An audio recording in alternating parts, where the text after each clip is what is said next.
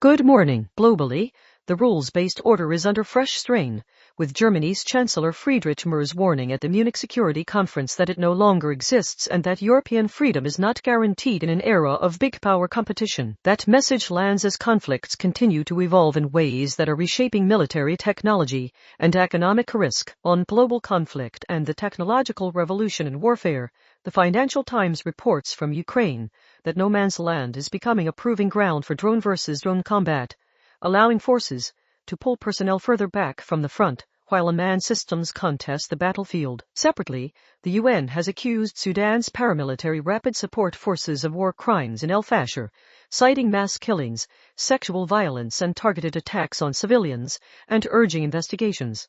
On the global economy, U.S. inflation has fallen more than expected to 2.4% in January, according to the Financial Times. Markets will read that against the Federal Reserve's recent decision to hold rates, and against ongoing political uncertainty over climate and regulation, the BBC reports the Trump administration has moved to remove the legal foundation underpinning much U.S. environmental legislation, a shift that could affect investment settings, energy markets and trade frictions. On technology and finance, the Financial Times says a fight over stablecoin rules is splitting Trump's base, with the core issue being whether digital dollars could pull deposits away from major banks. That debate matters for payments, regulation, and the future shape of money, an area where artificial intelligence is increasingly used for compliance, fraud detection and customer targeting, even as policymakers struggle to keep pace. In Asia, Bangladesh's Nationalist Party has won a sweeping two-thirds majority in the country's first election since the 2024 uprising,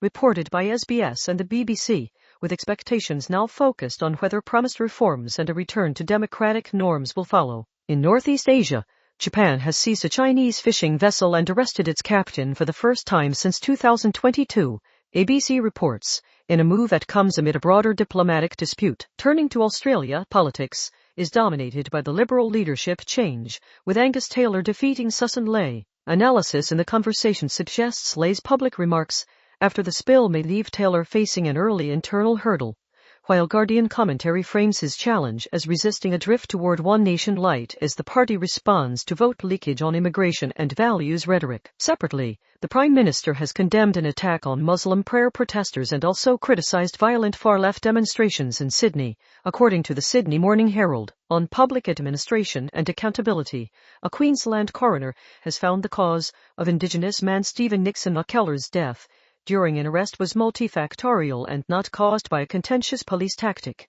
ABC reports an outcome likely to feed into ongoing debates about policing standards, oversight and public sector practice. On the Australian economy and cost of living, SBS reports rents are rising far faster than wages, with tenants describing unsafe, rundown housing alongside fresh rent increases, keeping housing affordability and rental standards at the center of policy pressure. In space and science, ABC reports a new crew has launched to the International Space Station following a medical evacuation, with U.S., French and Russian astronauts expected to spend 8 to 9 months on the mission, another reminder that strategic competition coexists with practical cooperation in critical domains. Finally, at the Winter Olympics in Milano Cortina, Australia has added to its medal tally.